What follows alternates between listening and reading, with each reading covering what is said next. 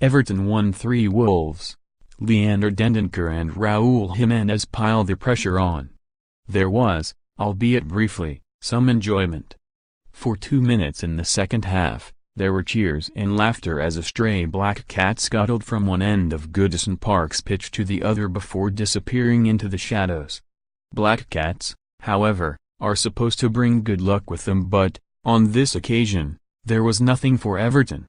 The only thing the locals felt at the final whistle was that familiar sinking feeling, having seen their team torn asunder.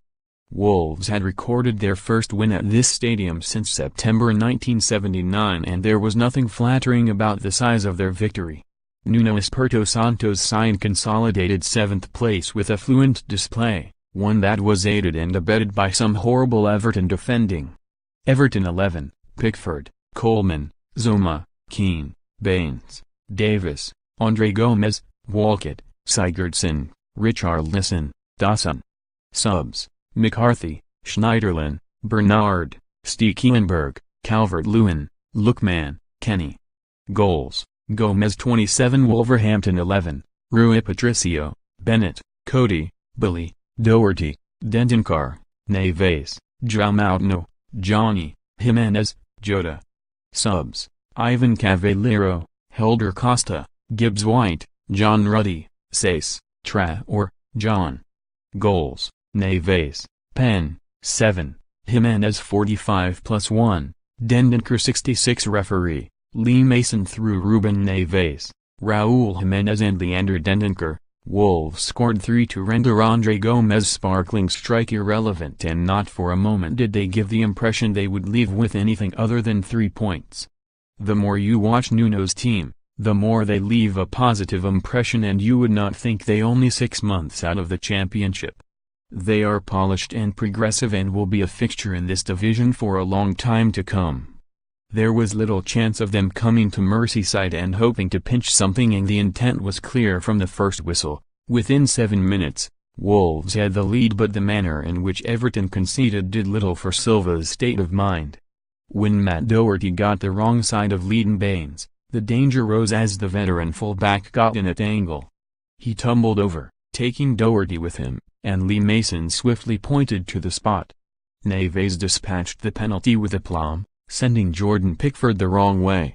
What promised to be a difficult afternoon for Everton suddenly became a significantly greater challenge, and the silence of the home supporters amplified their tensions. There was, clearly, apprehension that Wolves might quickly take the contest away from them. Everton did not instantly submerge. They were indebted to Pickford, whose fine save thwarted Leander Dendoncker in the 20th minute, for keeping them in the contest, and, shortly after, they were level with a quite superb goal. Neves might be a Portuguese midfielder getting headlines, but his compatriot Andre Gomes has similar ability, and he showed why Evertonians hold him in such high regard when he thrashed an angled drive beyond Rui Patricio from 20 yards. The problem with Everton now, though, is that everything feels so fragile. Normally a goal of such quality would ignite the crowd and spark a period of pressure, but Wolves were able to roll this particular punch and were soon back on top, taking the lead on the stroke of half-time. Again, the manner in which Pickford was beaten was ridiculous. Michael Keane needlessly fouled Diogo Jota, and João Malteno's swinging free kick from 40 yards picked out Jimenez, who guided a thumping header beyond the England international. It was a ridiculous time to concede, and the way in which Marco Silva glowered towards his players left you in no doubt his feelings. But here's the thing, Everton have now shipped 16 goals from set pieces in all competitions, a statistic that isn't so much bad luck but vandalism. Evertonians expected a big response in the second period, but the truth was they ended up being bossed for the second 45 minutes. Wolves had them exactly where they wanted them, and the only surprise was that their counter-attacking yielded only one more goal. Dendoncker, such a powerful figure in the center of midfield, provided the final blow. Jota raced into the area, and after Kurt Zouma blocked his shot, the Belgian was on hand to finish with a flourish, thrashing a left-footed volley into the roof of the net. As those in old gold celebrated in front of the Bullens Road, you could hear the clatter of seats as Evertonians displayed their feelings with their feet and the ground began to empty. There were still 23 minutes to go, but everyone knew the outcome. Wolves were flying, Everton were floundering.